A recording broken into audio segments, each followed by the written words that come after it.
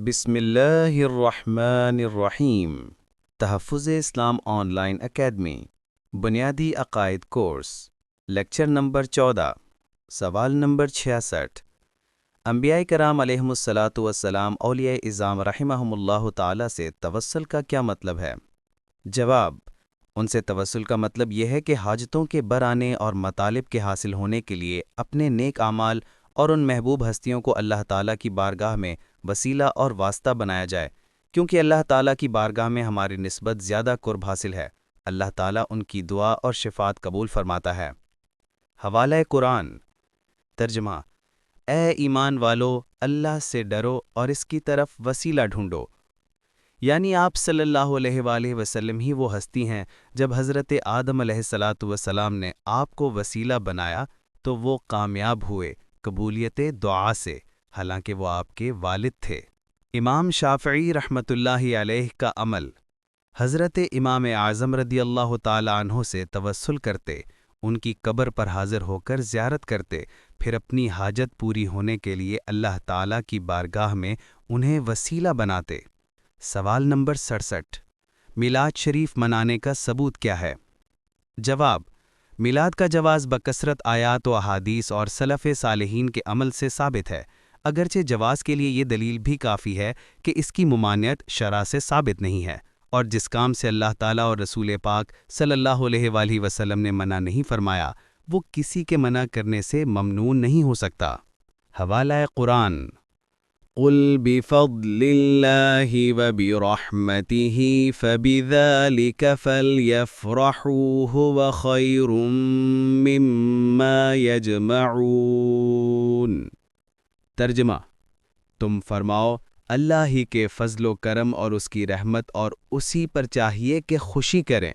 اس آیت سے معلوم ہوا کہ فضل و رحمت پر خوشی کرنا چاہیے، لہٰذا مسلمان حضور انور شافع محشر صلی اللہ علیہ وآلہ وسلم کو فضل و رحمت جان کر آپ صلی اللہ علیہ وآلہ وسلم کا ذکر کر کے خوشی مناتے ہیں، اور یہ حکم الہی ہے۔ چنانچہ اللہ پاک نے سورہ ضحیٰ آیت 11 میں فرمایا: وَأَمَّا بِنِعْمَةِ رَبِّكَ فَحَدِّثْ۔ ترجمہ: اور اپنے رب کی نعمت کا خوب چرچا کرو۔ نبی پاک صلی اللہ علیہ وآلہ وسلم اللہ تعالیٰ کی طرف سے عظیم ترین نعمت ہے، لہٰذا مسلمان نعمت الہی سمجھتے ہوئے محفل و جلوس میلاد کی صورت میں چرچا کرتے ہیں۔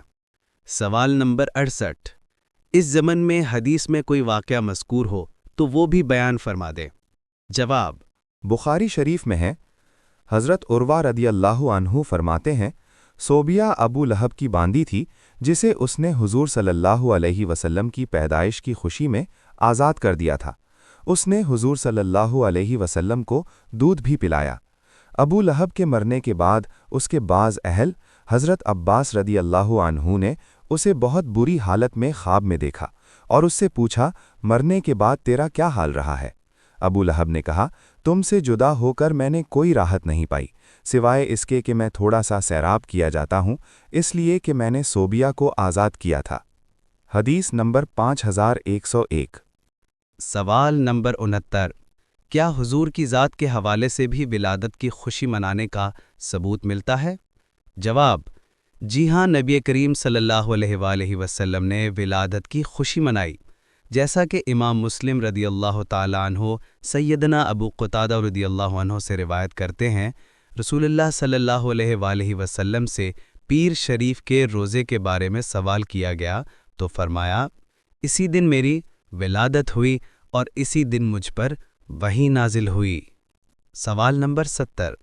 ولادت مبارکہ کی درست تاریخ کیا ہے؟ جواب: حضور کی ولادت مبارکہ پیر کے دن ہوئی ہے، اس میں کسی کا اختلاف نہیں، اور تاریخ ولادت میں اقوال مختلف ہیں۔ مشہور تاریخ 12 ربیع الاول ہے۔ ساری دنیا میں اسی کو خصوصی اہتمام کے ساتھ مسلمان جشن ولادت مناتے ہیں۔ سوال نمبر 71۔ میلاد النبی صلی اللہ علیہ وآلہ وسلم کی چراغاں دیکھنے کے لیے عورتوں کا نکلنا کیسا ہے؟ ڈھول باجے اور غیر شرعی کام کا حکم کیا ہے؟ الجواب بالعون الملک الوہاب، اللہم ہدایت الحق والصواب۔ جلوس میلاد اور دینی محافل کا انعقاد کرنا بہت اچھا کام ہے، لیکن اس میں ڈھول، بینڈ باجے، آتش بازی اور بے پردگی کرنا ناجائز اور گناہ ہے۔